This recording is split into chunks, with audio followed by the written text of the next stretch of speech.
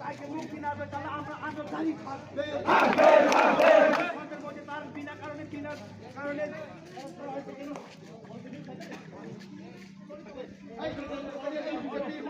হুঁশিয়ার হুঁশিয়ার